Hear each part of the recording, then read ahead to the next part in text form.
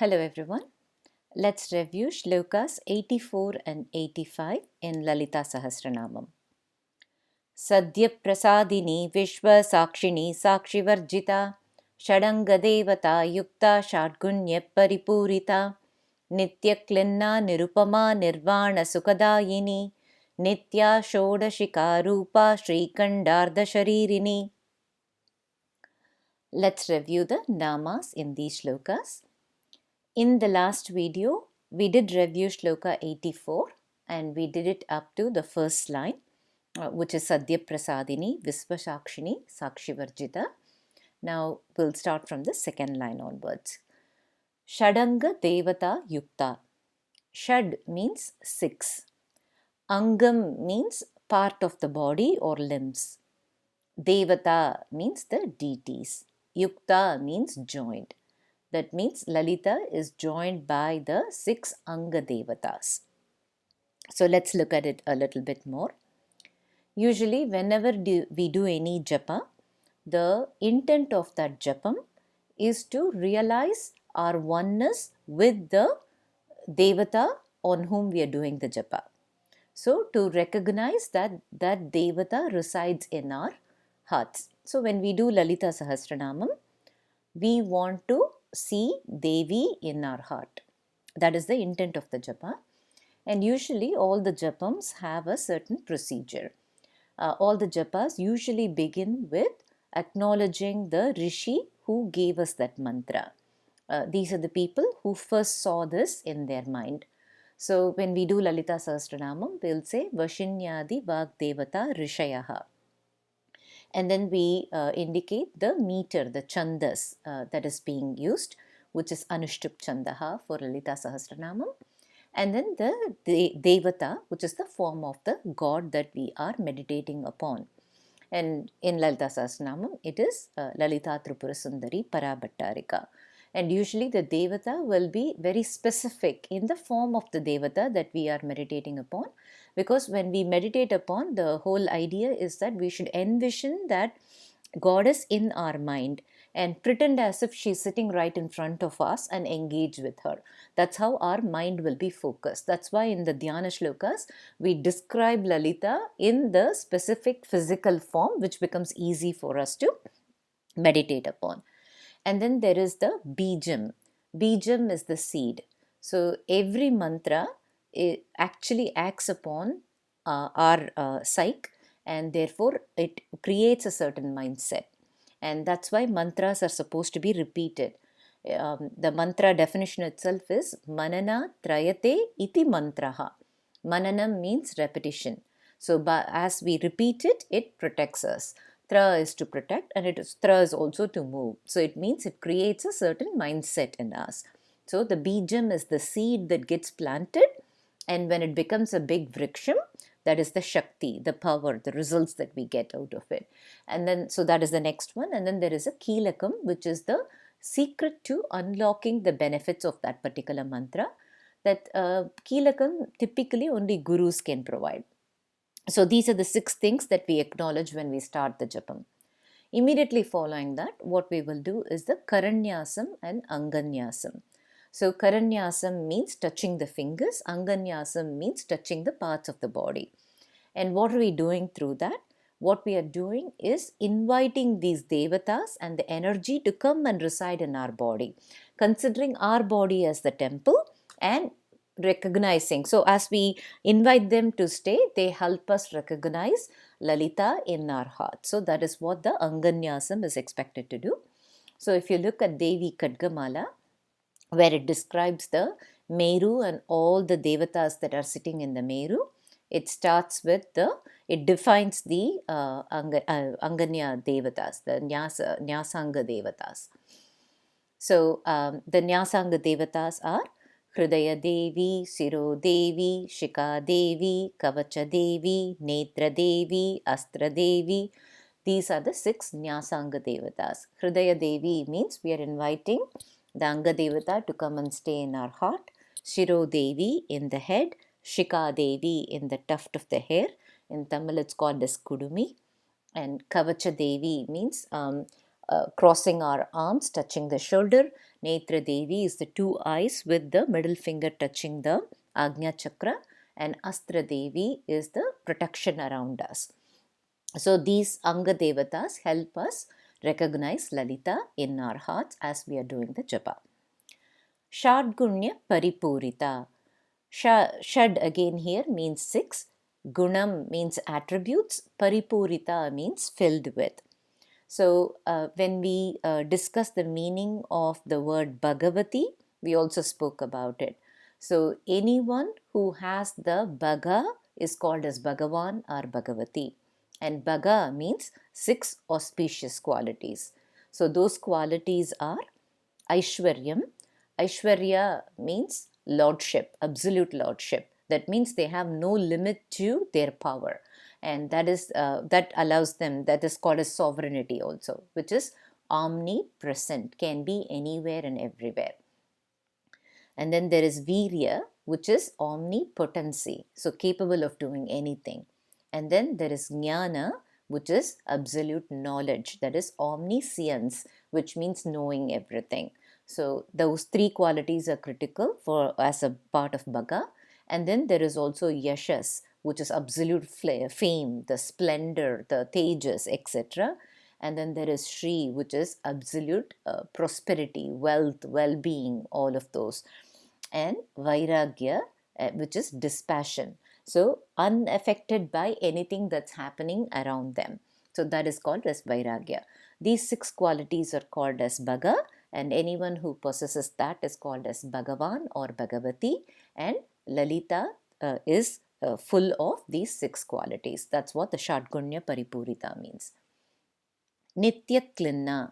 Nityaklinnā means ever moist. And what does moist mean? Moist references compassion.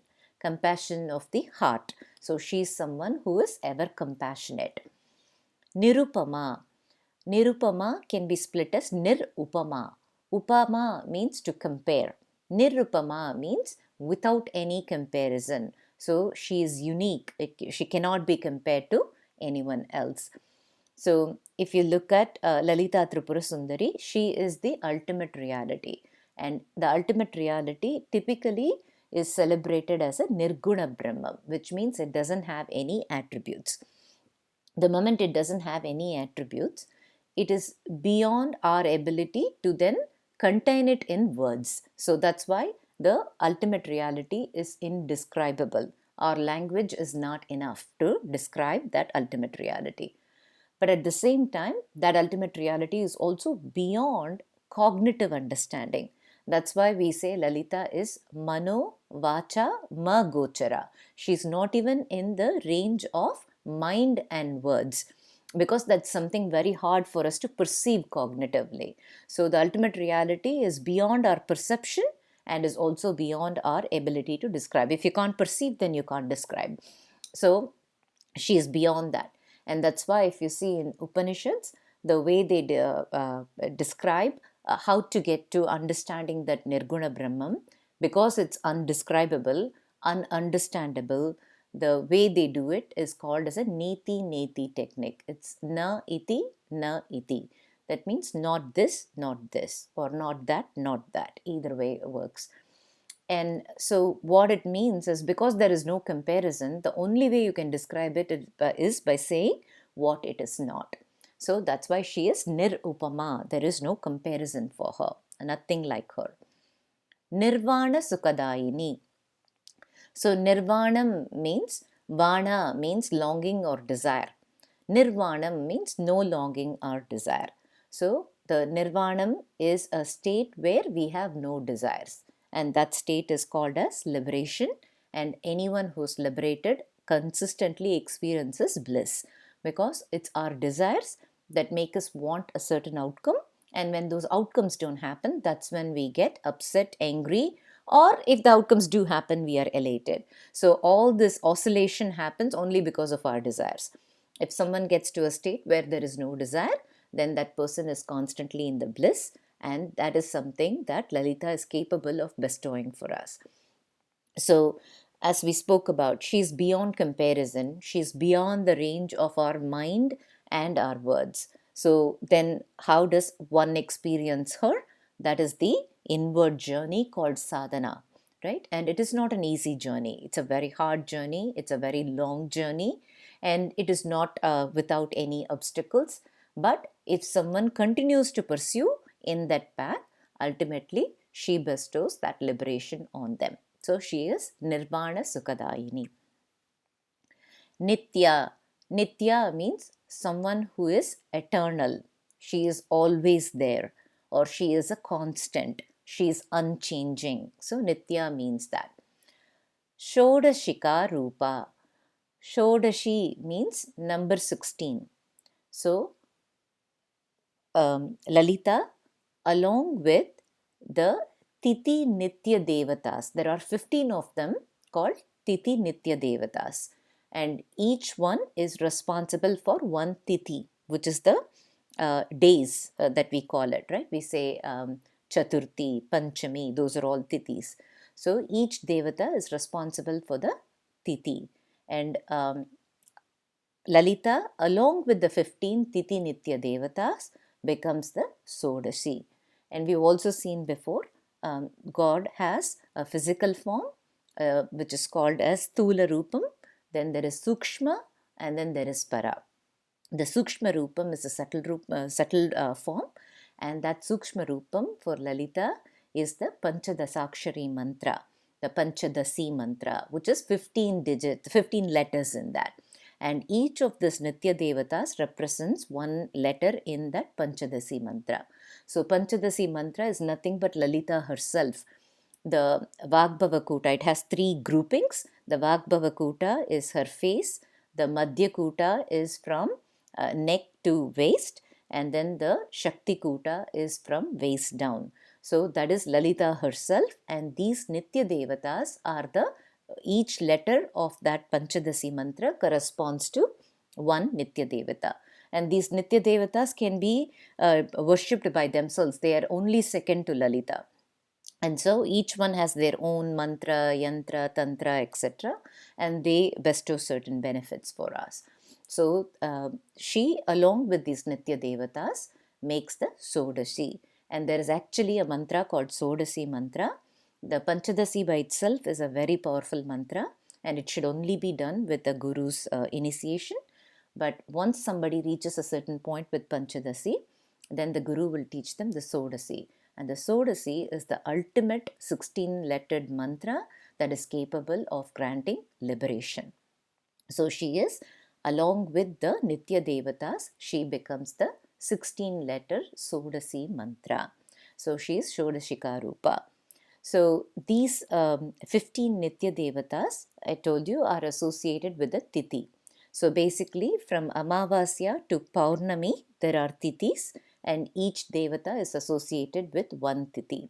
And together with Lalita, they represent the wheel of time or the Kala Chakram. So what it is thought of is from Pournami up to amavasya, each one of these Nitya Devatas keep leaving the moon. And in the Khadgamala, these Nitya Devatas are also mentioned. Kameshwari, Bagamalini, nityaklinnā, Berunde, Vakhnivasini, Mahavajreshwari, Shivaduti, Tvarite, Kulasundari, Nitye, Neelapatake, Vijaye, Sarvamangale, Jwalamalini, Chitre. These are the 15 Nitya Devatas. And then finally Mahanitya is Lalita herself, and that she makes the 16th Nitya Devata.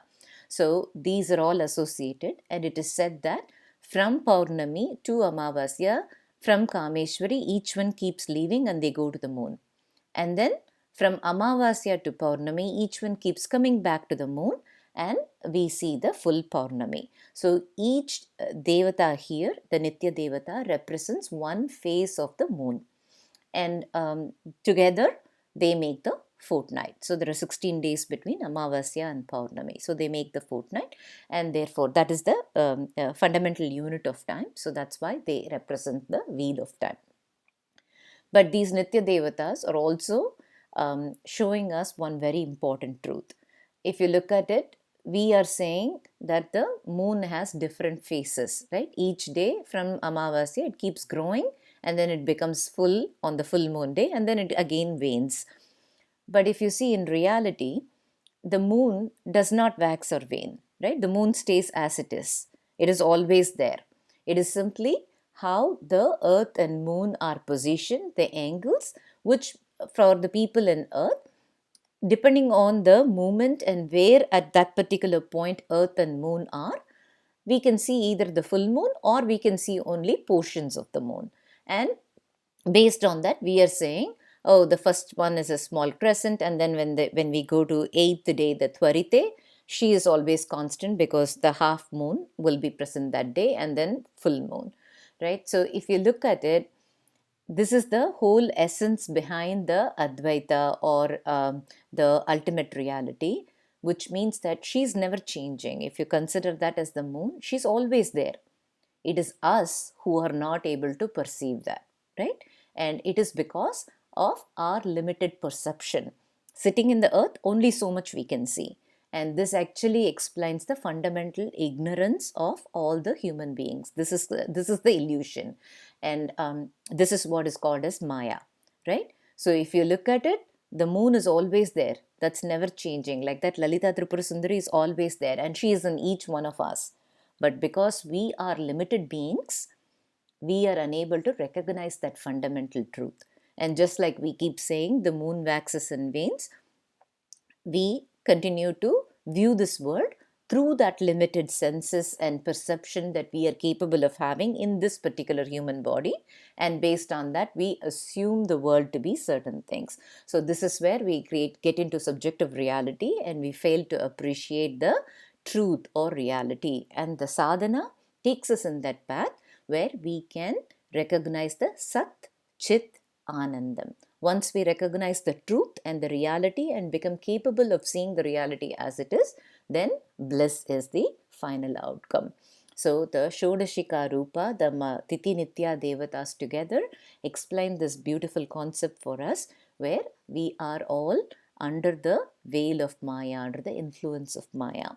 And it is the Mahanitya or Lalita Tripura Sundari who's capable of lifting that veil. That's why she's also responsible for Tirodhanam, the lifting of that veil, or putting the veil if it solves a certain purpose.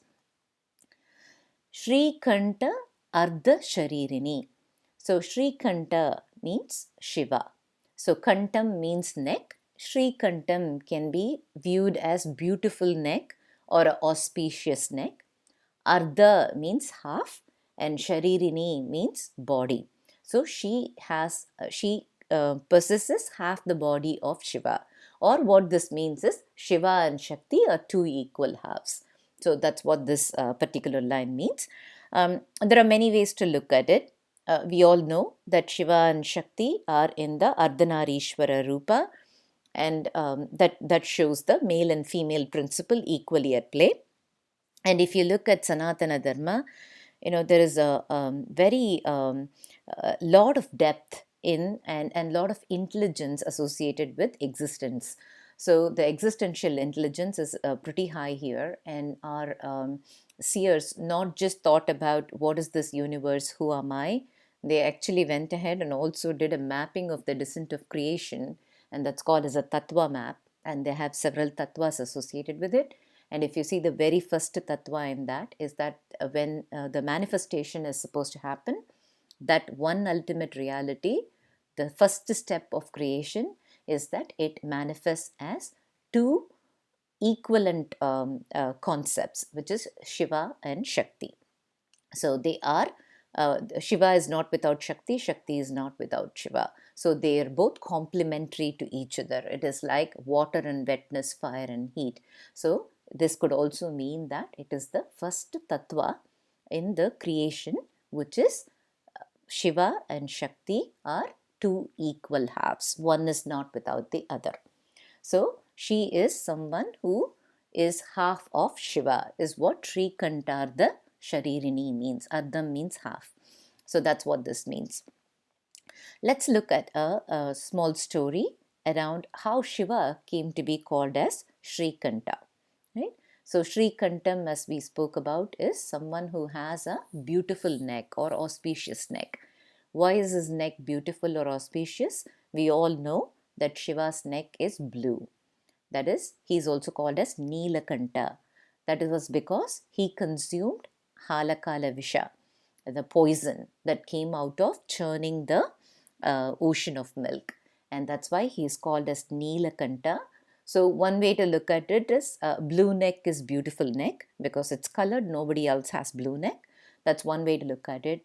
But most importantly, why is that blue neck beautiful neck or auspicious neck? Because Shiva consumed that poison to save the rest of the universe from that poison. So this is the height of spirituality, where an act that was done to save others. This is called as paropakaram. Right? So Shiva has demonstrated that, and therefore, because it was done to save others, it is beautiful, and therefore it is Śrīkaṇṭha. So let's look at the story of how Shiva came to consume that halakala viśva. So once sage Durvasa was praying to Shakti, and Shakti was very pleased with him, and she gave him a beautiful flower. It was a very auspicious flower. And sage Durvasa is a ardent Sri Vidya Upasaka. He was so happy to receive that flower. And so he took that. He was in a very happy mood, and he was going to the Svargaloka. And as we all know, Svargaloka is a very beautiful place. It has amazing palaces, and everything glitters with gold and all the precious stones, etc. On that particular day, the Svargaloka was even more glittery, or it looked very special that day. As it is, it's beautiful, but it looked more beautiful. It was all well decorated. The streets were all lined with people, and every house and every palace was well decorated. There were all these thoranams everywhere, flowers decorating and everything there. And as he started to watch, he saw, as it is, we all know, Svargaloka people are all very beautiful, be it devas or the apsaras. Everybody is very good looking. And now the street is filled with people who are also well dressed. So these good looking people already, and now they are all well dressed. So everything is looking special. And so sage Durvasa looks on to see what's going on here. And then he sees a procession coming. And in the procession, there are lots of horses, there are lots of chariots, and combined with all of this, he sees a big elephant that is very well decorated, and on top of the elephant is Indra, and he is going to be coronated as the king of devas on that particular day. So Indra is doing the procession, so everybody can see him. And so Indra is coming, and we all know Indra is also a very handsome man, is sitting on a very well decorated elephant. So he's coming, and then he sees sage Durvasa, and sage Durvasa looks up at him. And so immediately Indra bows down to sage Durvasa, and sage Durvasa blessed him. And he thought, you know what, this is a very special flower that I'm having in my hand, and this Shakti herself gave me. I'm just a saint, and now this Indra is becoming the king of devas, so let him have this, so he'll get the blessings of Shakti. So he goes ahead and gives the flower to Indra. So Indra takes the flower, and he's going on a procession. He didn't have any place to put it, so he placed it on top of his elephant's head, right? That is immediately below his leg. So he placed it there. The elephant found the flower a little bit disturbing. It was a bit itchy for it, and it was right on its head. So the elephant didn't like it, and so the elephant plucked it with its trunk and threw it down. And it's an elephant, the procession is going on. So now it put it on the ground, so everybody was walking on it, and the flower got stompled upon, and everybody was walking over it. And sage Durvasa saw that, and he felt very insulted. He gave Indra a special flower from Shakti, which was not regarded in the right manner. And sage Durvasa gets his name for a reason. Durvasa means one who is very difficult to live with. Sage Durvasa is a very powerful sage. Due to his austerities, he has a lot of power through which he can award boons and curses. For all other sages, the moment they curse somebody they will lose their power. But sage Durvasa is a very, very powerful sage, and so anything he says will come true. So it is said that when Shiva was mad at Brahma for lying, and he took this terrible Bhairava form, there was so much anger in him that Parvati complained that he has become impossible to live with, and therefore Shiva deposited all his anger. And out of that came sage Durvasa. So he has this anger in him, and the moment you insult someone who's prone to getting angry, he immediately cursed Indra, and he told him that, you will lose all your power, you will not be able to protect your Swargaloka, so all your devas will also lose the power. So now Indra, on the day he is getting coronated, he got this curse. And because sage Durvasa is so powerful, his curse came true. So the Asuras came and took over the Swargaloka, and all the devas had to go in hiding. And now this was really worrying for all the devas. So they went to Brahma and they asked, Brahma, please tell us a way through which we can regain our power and we can regain Swargaloka. Now all these Asuras are taking over us. Then Brahma thought about it for a while and he said, the only way you can regain your power is if you go and get the Amrita that's lying in the deep ocean. And that is the ocean of milk. In Tamil, it's called as Parkadal. So only if you go and get that Amrita, you will be able to regain your power. And it is not easy to get the Amrita out of the ocean of milk or the milk ocean. So if you want to do that, you have to churn the ocean. And the only way you can do it is if you all work together with Asuras. Devas by themselves cannot do that. And especially now they have lost their power as well, so they don't have as much strength. So now Indra was a bit taken aback. He is asking to get the power so that he can win over Asuras. Now if you go to them and say, go to the Asuras and say, I want to win over you and I have to get the Amrita, so why don't you come and help me? Nobody's going to come and help.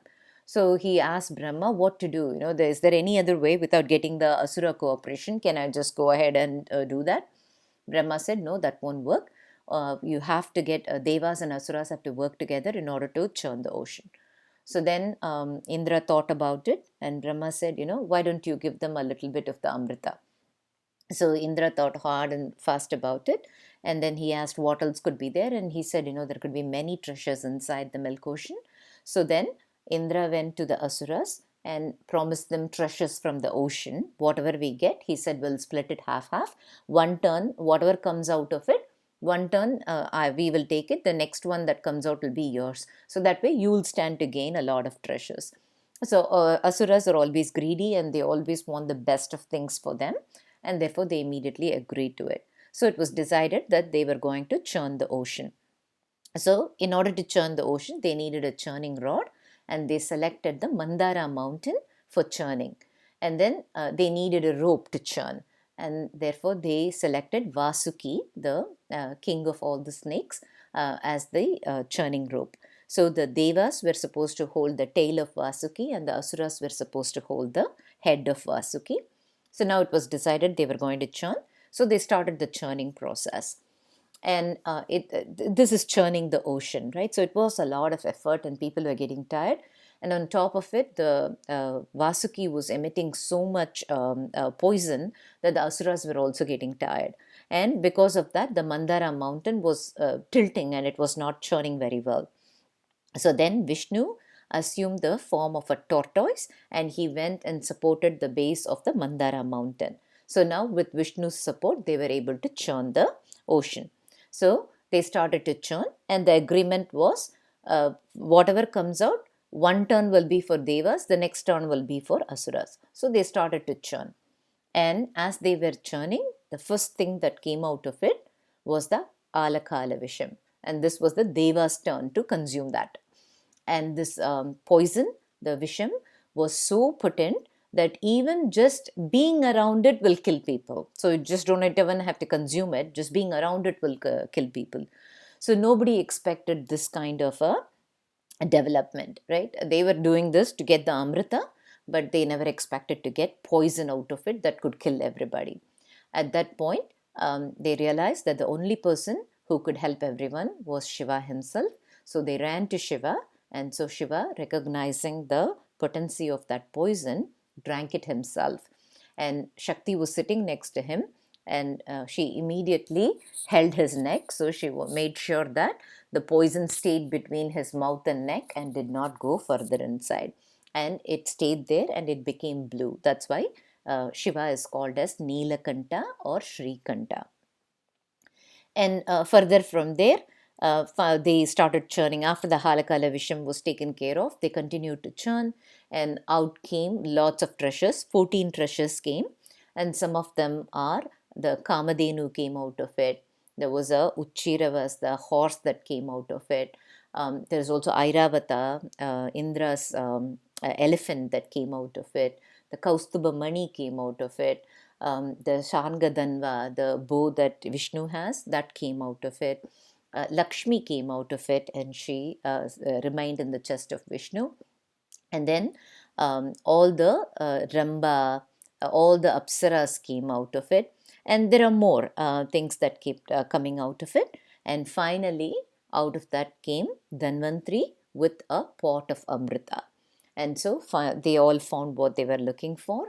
And at that point, the Asuras took the pot of Amrita and ran away. And so now everybody was thinking, Devas needed that in order to regain their power. And then Vishnu took the form as Mohini, an enchanting woman, and she was able to get the Asuras to listen to her.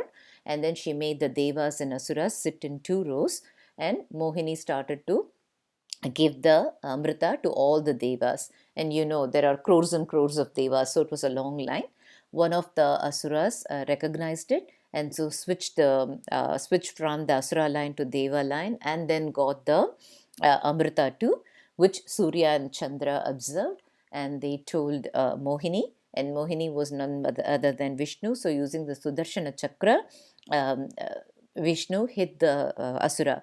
But since the Asura had already consumed the Amrita, they were immortal. They couldn't die. But that Asura split into 2, which are Rahu and Ketu.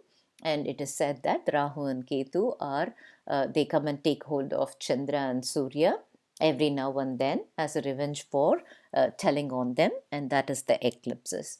So after that, all the Devas got the Amrita, and from there they were able to regain their power.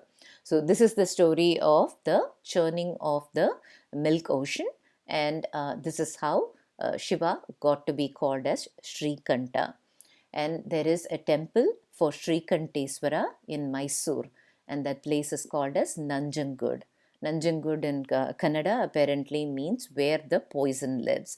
So there was a demon called Keshi who was troubling the Devas, and Shiva came to help. Shiva as Śrīkaṇṭha, Nanjundeshvara, came to help. And after they conquered that demon, the Devas requested Shiva to remain there. So Shiva agreed, and Shiva remains there as Śrīkaṇṭhesvara or Nanjundeshvara, either way. And he said that anyone who comes there will get all their sins erased, purified. They become a cleansed person. So that's why it's also called as Dakshina Kasi. So that anybody who goes there can get rid of all their sins. So once it's also called as Parashurama Kshetra. So Parashurama is the son of sage Jamadagni. And once sage Jamadagni had a suspicion on his wife, and he had asked all his sons to behead their mom. Everybody refused, and he turned them into stone. And finally, he told Parashurama, and Parashurama immediately took his axe and cut off his mother's head. And then he turned around. His dad was very happy, and he asked him what he wanted. And Parashurama turned around and said, I want my mom back, and I want all my brothers to be converted back to life. And his father did that. So Parashurama, even though his mom came back to life, and there is a lot of story behind it, she didn't come back to life exactly. They weren't able to find the head. So there was some switch there. So Parashurama now had this Matruhatya sin associated with him. Matruhatya means killing of the mother. Even though she didn't exactly die, beheading the mom was a very grave sin. And so Parashurama was thinking about it. At that time, sage Narada told him to go to Nanjangud and pray to Shiva there, because whoever goes to Nanjangud can get rid of all their sins. So there is a river there called Kabini, and Parashurama went there and took bath, and then he prayed to Shiva, and Shiva appeared to him, and Shiva said, if you want to repent or atone for your sin, then you build a mandapam around the Shivalingam, and that will be a good atonement for your sin that you have committed. So then Parashurama started to clear that place around, and with his axe he was cutting down all the trees, the bushes, etc. But unexpectedly his axe hit the Shivling itself, and then immediately the Shivling started to bleed.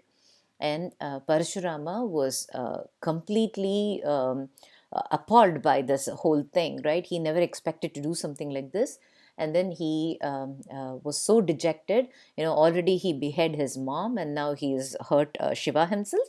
So he decided that he is not worth living anymore, and therefore he has to kill himself, and he was about to kill himself.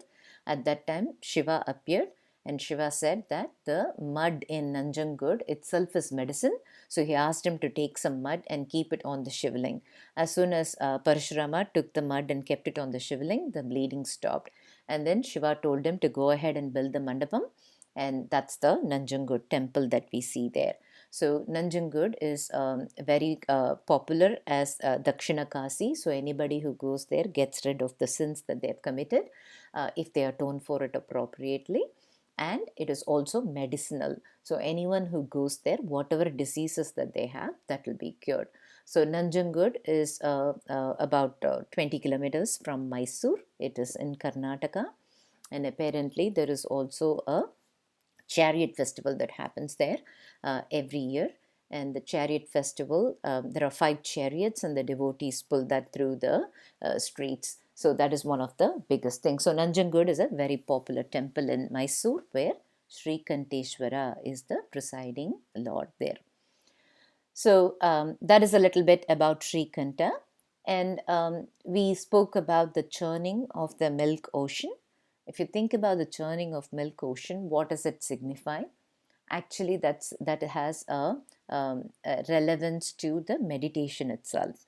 So the milk ocean is compared to our mind, right? And when the tortoise represents controlling of our senses. Only when the senses are controlled, the mind will come to a focus. So if the senses keep going in all directions, it's very hard to focus the mind. And in order for us to meditate, focusing of the mind is what's meditation. So once the senses are all controlled, the tortoise represents controlling of the senses. Just like it can pull itself into a shell, if all the senses are controlled, then the mind can be focused. And that's why it's called Mandara. The mountain's name was Mandara. Man is mind. Dara means a single line that shows the steady attention.